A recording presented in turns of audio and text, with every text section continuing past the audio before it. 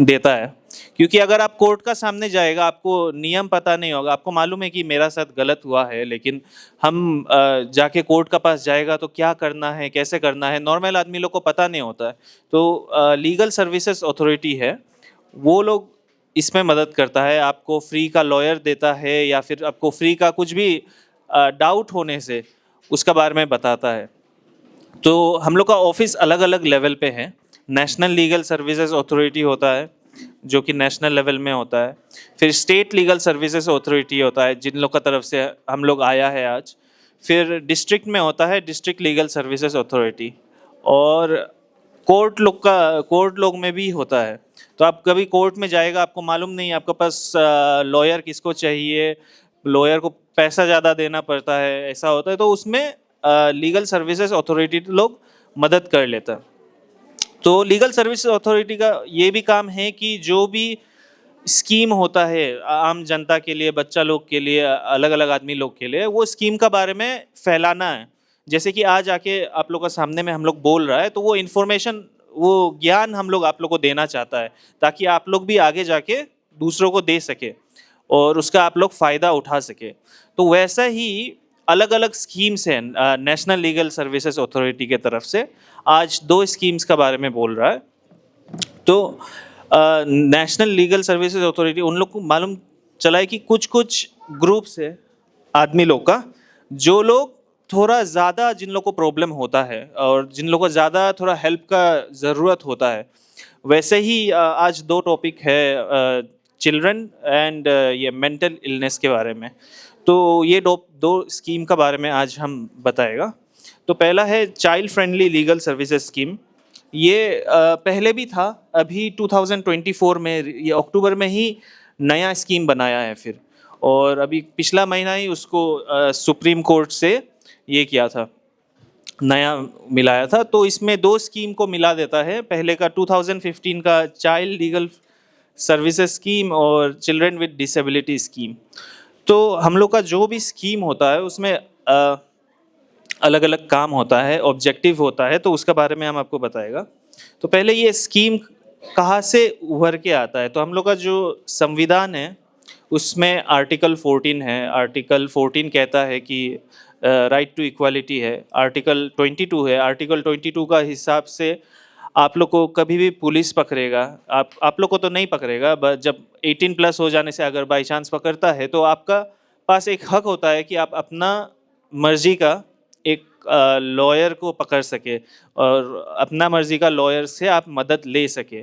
फिर article 39A है हम लोग का संविधान में, जिसमें अगर जिसका पास पैसा नहीं है तब भी उनको फ्री का लॉयर का वो मिल सके। तो ये 2 स्कीम है। तो इसकी स्कीम के बारे में बताएगा। और एक काम ये भी होता है लीगल सर्विसेज अथॉरिटी का कि जो जो नियम और कानून पहले से बना हुआ है उसका बारे में फैलाना है। तो जैसे अभी child friendly legal services scheme बोलता है, तो बच्चा लोग के लिए, आप लोग के लिए अलग अलग लॉ ऑलरेडी बना हुआ है। जैसे कि गार्जियंस एंड वार्ड एक्ट, उसके अंदर कभी कभी होता है कि किसी का पेरेंट्स नहीं होता है, तो उनका अंकल आंटी भैया वो लोग का गार्जियन बन के रह लेता है। तो गार्जियन बनने का भी अपना नियम होता है। और अभी कोई नॉर्मली पापा मम्मी नहीं है तो भाई भैया ले लेता है या अंकल आंटी ले लेता है, तो वो गार्जियन बनने से भी कभी कभी अच्छा से नहीं देखता है, संभालता नहीं है, तो वो सबको भी हटा सकता है गार्जियन। फिर child and adolescent labour act, तो आप लोग को पता होगा, चाइल्ड लेबर का बारे में सुना है आप लोग? सुना है आदत, कुछ लोग सुना है कि बच्चा लोग से काम नहीं कराना है। घर का काम होता है, बाहर में खेती बाड़ी का काम होता है, खुदाई करने देता है, ऐसा होता है। तो वैसे ही child and adolescent labour act है, जिसपे 14 ईयर्स से छोटा बच्चा लोग जो भी होता है उन लोग को घर और सेफ वाला जगह में काम करने से मना करता है।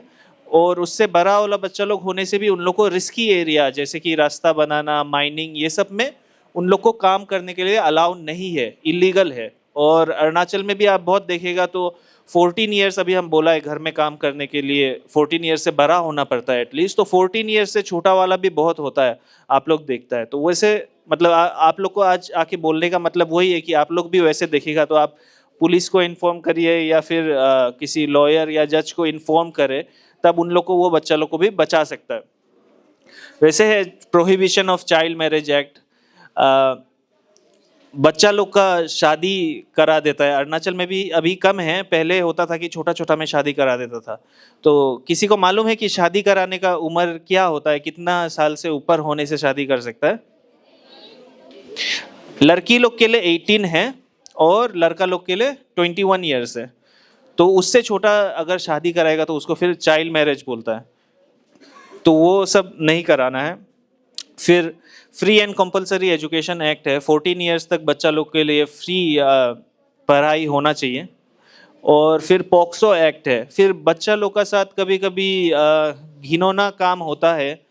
अभी भी थोड़ा टाइम पहले ही एक स्कूल का इसको पकड़ा था, हॉस्टल वार्डन को पकड़ा था। आप लोग न्यूज़ मालूम है? कोई कोई लोग नहीं, वो सुना है ना। तो वो बच्चा लोग का साथ गंदा गंदा काम करता है, कुछ कुछ करता है। तो उस वो सब से बचाने के लिए भी वो एक नियम कानून है कि अगर जो ऐसे बच्चा लोग का साथ गलत करेगा, उन लोग को अभी रिसेंटली जैसे यहाँ में अरुणाचल का, उन लोग को मौत का सजा दे दिया था। और जो लोग को मालूम है कि बच्चा लोग का साथ, आप अगर कोई बड़ा आदमी है, उसको मालूम है कि ये बच्चा का साथ कोई ऐसे गलत गंदा काम कर रहा है, लेकिन फिर भी वो जाके किसी को इन्फॉर्म नहीं करेगा, चुपचाप बैठेगा, तो चुपचाप बैठना भी गलत है। तो वैसे ही अभी जो केस हुआ था उसमें भी क्या हुआ है कि वार्डन को तो मौत का सजा दे दिया क्योंकि उन लोग को गलत पाया बोल के। लेकिन वही स्कूल का ये प्रिंसिपल था और टीचर था शायद से, जिन लोग को पता था कि वार्डन ऐसे कर रहा है, और बच्चा लोग आके प्रिंसिपल को भी कंप्लेन किया था, लेकिन वो कुछ किया नहीं है अपना। तो उन लोग को भी 20-20 साल का सजा दे दिया। वो लोग खुद से कुछ नहीं किया है, लेकिन वो लोग चुपचाप बैठा है, वैसे भी गलत होता है।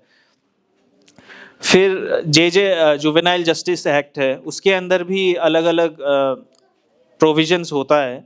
जैसे कि मैडम लोग अभी वन स्टॉप सेंटर से आया, फिर एडॉप्शंस के लिए होता है, ऐसा होता है अलग अलग।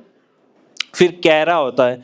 कैरा है सेंट्रल एडॉप्शन रिसोर्स एजेंसी, जो कि नेशनल लेवल में काम करता है, और वहाँ से एडॉप्शन का जो भी नियम कानून होता है वो कैरा के थ्रू होता है, और बाकी जो भी नियम कानून है उसको फॉलो अप करता है सैरा, स्टेट लेवल पे। फिर मैं आपको एक फ्रेमवर्क बताना चाहूँगा, लीगल सर्विसेज फ्रेमवर्क, ये आपके पैम्फलेट में भी दिया होगा।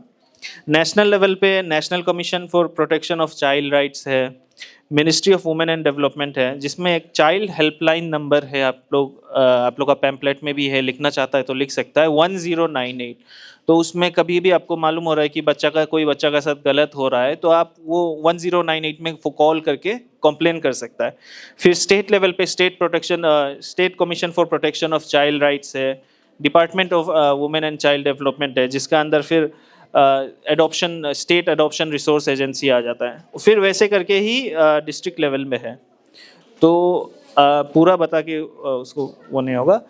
वैसे ही डिस्ट्रिक्ट लेवल पे one stop centre, child welfare community, juvenile justice board ऐसे बना के रखा है, जहाँ में अगर कोई 18 ईयर से कम बच्चा कुछ क्राइम किया भी है ना, तो उसको क्रिमिनल नहीं बोलता है, उसको बोलता है child in conflict with law, कि मतलब एक बच्चा है जो कि लॉ का से अगेंस्ट हो गया, उन लोग को जेल में भी नहीं डालता है, ऐसा होता है। फिर हम लोग का ऑफिस का स्पेसिफिक काम बोलने से अलग अलग काम है चाइल्ड वेलफेयर स्कीम को लेके, कि हर डिस्ट्रिक्ट में एक चाइल्ड वेलफेयर कमेटी बनाना है, LSUC बनाना है, legal services unit for children.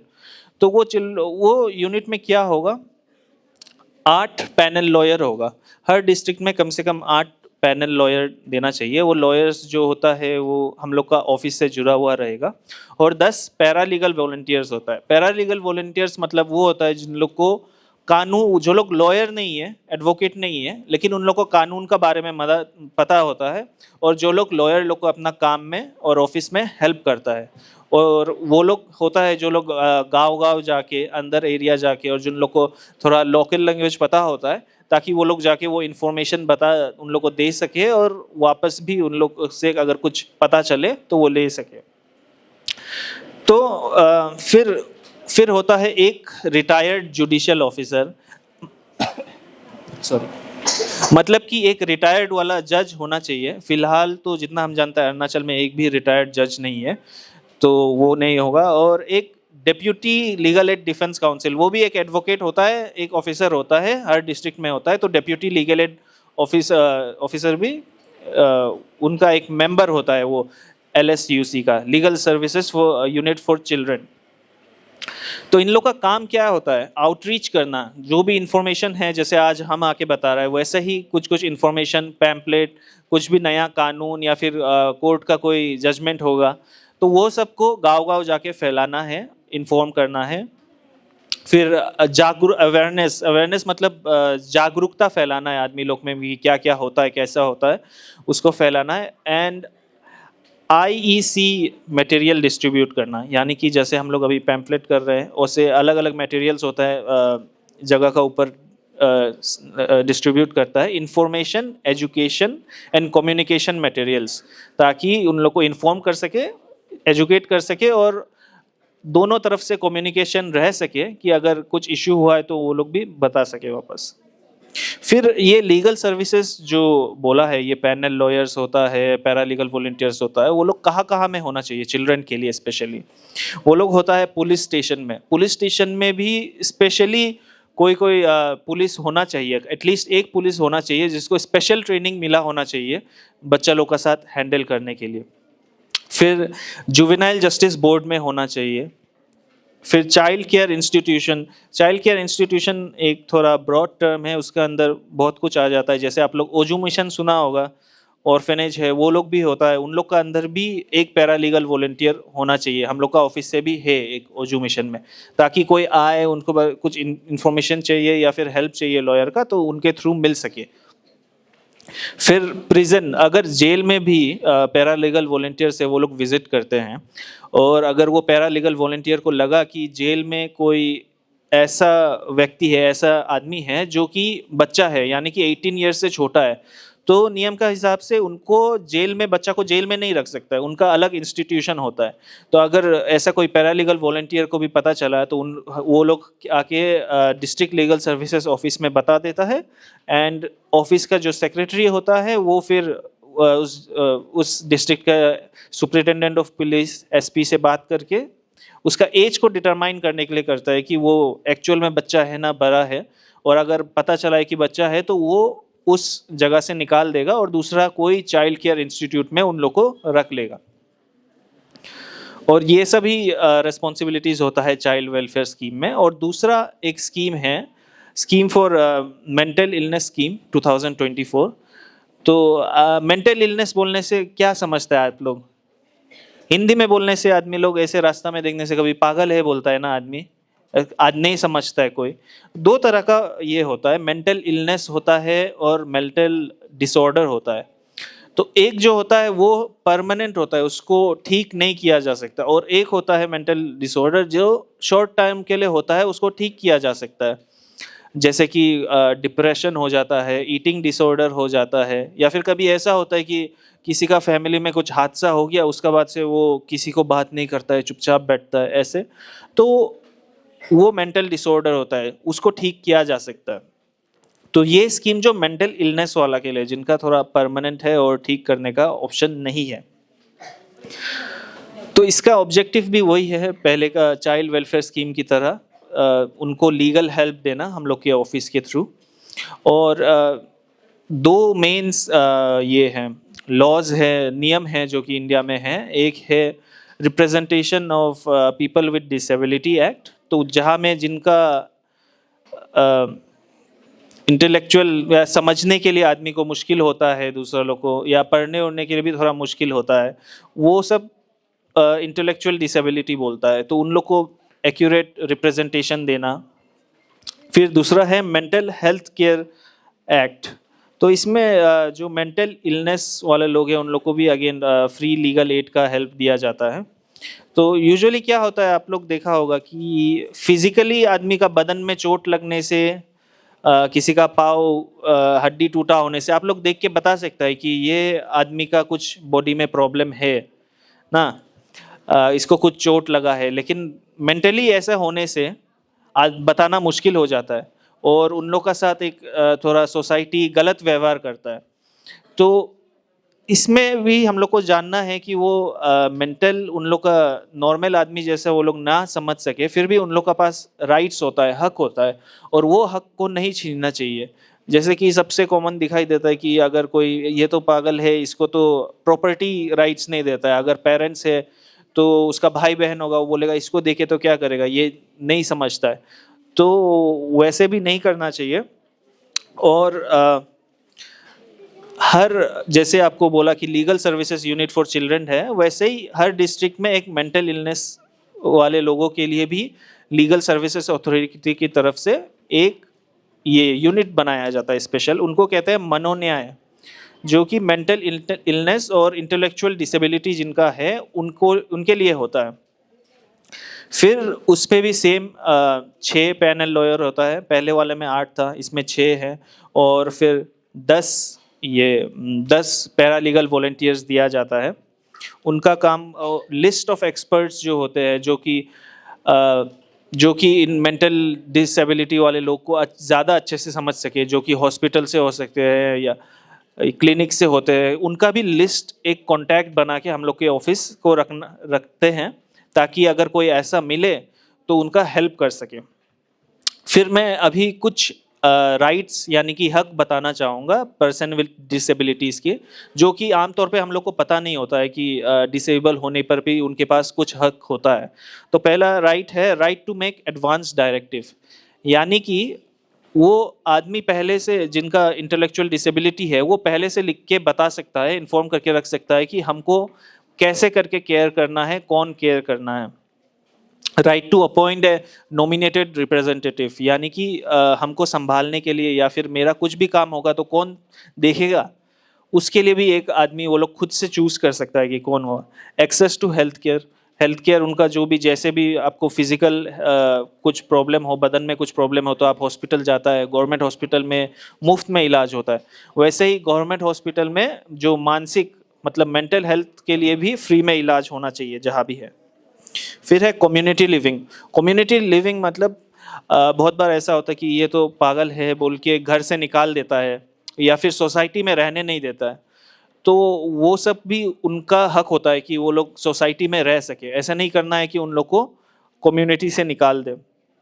फिर जो भी उनके साथ खराब व्यवहार होता है नॉर्मली, वो नहीं करते हैं। फिर और 2-3 इम्पोर्टेंट राइट है। पहला है राइट टू मेडिकल कॉन्फिडेंशियलिटी, यानी कि अगर किसी का मेंटल हेल्थ प्रॉब्लम है, उसका तरफ एक हिंदी का वर्ड पता नहीं, स्टीरियोटाइप बन जाता है। तो अगर कभी वो एक मेंटल हेल्थ हॉस्पिटल जाने का मन भी हो, किसी को साइकोलॉजिस्ट या फिर साइकियाट्रिस्ट को बात करने भी हो, या फिर अपना ही फैमिली मेम्बर हो, तो उन लोग जाने से हिचकिचाता है कि अपना सोसाइटी वाला या बाकी लोग क्या बोलेगा। तो इसके लिए उन लोग को बचाने के लिए क्या किया है कि अगर आप किसी मेंटल हेल्थ एस्टेब्लिशमेंट में आप लोग जा रहा है और वहाँ से आप कुछ सर्विसेज ले रहा है, तो ये कॉन्फिडेंशियल रहना चाहिए। वो उसका हॉस्पिटल या फिर दूसरा कोई भी जो इसके बारे में जानता है, उसको बाहर में इंफॉर्मेशन नहीं फैलाना चाहिए। अगर फैलाएगा तो फिर उन लोग के लिए इश्यू हो जाएगा। फिर दूसरा है वोटिंग। मेंटल इंटेलेक्चुअलिटी डिसेबिलिटी होने से भी उन लोग का वोट करने का हक रहता है। फिर है राइट टू रिप्रोड्यूस। अगर कोई मेंटल पागल आदमी है, बोलता है ऐसे, इसको तो शादी नहीं कराएगा बोलता है, तो वो भी गलत है।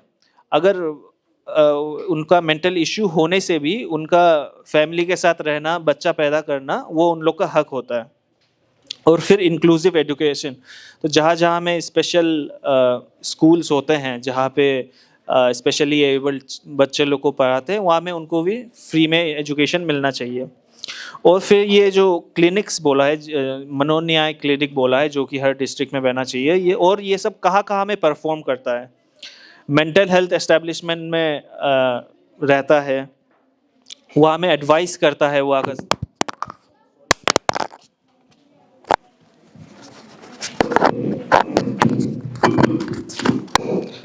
I am very sorry. तो साइकोलॉजिस्ट जो होता है, साइकियाट्रिस्ट होता है, उनको एडवाइस करता है और एसेस करता है कि इनका एज क्या है, ये एक्चुअल में इनका कुछ इशू है कि नहीं। जेल में, प्रिजन में भी करता है कि मेंटल हेल्थ इनका कुछ इशू है कि नहीं। और जैसे ही बच्चा लोग के लिए बोला है, वैसे ही अगर उन लोग का मेंटल हेल्थ इशू होगा तो उन लोग को फिर जेल में रखना सही नहीं है, उन लोग को जेल से निकालना पड़ता है। तो उसका प्रोसेस भी सेम होता है। डिस्ट्रिक्ट लीगल सर्विसेज अथॉरिटी जो होता है उसमें सेक्रेटरी को वो लोग इन्फॉर्म कर देते हैं, फिर सेक्रेटरी जो है ऑफिशियल्स से बात करते हैं डॉक्टर से, एंड उसके बाद उसको वहाँ से निकालने की पूरी कोशिश करते हैं। और फिर दूसरी जगह में होता है, कोर्ट्स में भी होता है। कोर्ट्स में भी स्पेशल पैनल लॉयर्स रखना चाहिए जो लोग मेंटल हेल्थ इश्यूज के साथ पहले एक्सपीरियंस कर चुके हैं। तो जिनका मेंटल हेल्थ इशू होगा उनको कोर्ट का प्रोसेस समझाने भी मुश्किल होता है, तो उनका रिप्रेजेंटेटिव हो या उनको हो, तो जो कोर्ट में प्रोसेस होने से पहले ही उनका एक अधिकार है कि उन लोग को बता के रखें। फिर है पुलिस स्टेशन में। पुलिस स्टेशन पे भी सेम, जैसे मैंने बोला कि प्रिजन हो या पुलिस स्टेशन हो, एक मेंटली डिसेबल पर्सन को नहीं रख सकते हैं। फिर दूसरा और एक जगह जो हम लोग देखते हैं जहाँ पे यूजुअली मेंटली डिसेबल लोग मिलते हैं, वो है रेलवे स्टेशन या बस स्टेशन। तो वहाँ में भी एक यूनिट रहना चाहिए, पैरालीगल वॉलंटियर रहना चाहिए, या फिर टाइम टू टाइम देखने का काम है कि यहाँ पे कोई घूम रहा है क्या, और अगर पता चले कि कोई ऐसा है और उसका कोई फैमिली मेम्बर्स नहीं है तो उसको नियरेस्ट पुलिस स्टेशन या फिर लीगल सर्विसेज अथॉरिटी को इन्फॉर्म कर देते हैं। फिर और कोई कोई ये भी होता है, घर पे जाके इंडिविजुअल लोगों के घर पे जाके भी चेक करते हैं कि जो मेंटली डिसेबल लोग हैं उनको ज़बरदस्ती तो नहीं रखा, या फिर उनको बहुत सारा फिजिकल काम करने दे देते हैं, कभी ऐसा जानबूझ के तो किया तो नहीं है, ऐसे करके। तो यही है इनका ड्यूटी। तो और एक ड्यूटी रहता है डिस्ट्रिक्ट लीगल सर्विसेज अथॉरिटी का कि वो हर महीने एक रिपोर्ट भेजे इसके बारे में to the state legal services authority को। और फिर स्टेट लीगल सर्विसेज अथॉरिटी जो होता है वो एक पूरा ओवरव्यू रखता है सारे डिस्ट्रिक्ट लीगल सर्विसेज अथॉरिटी में। और फिर नालसा है, NALSA national legal services authority, उसको हर साल में 2 बार स्टेट लीगल सर्विसेज अथॉरिटी के तरफ से रिपोर्ट जाता है।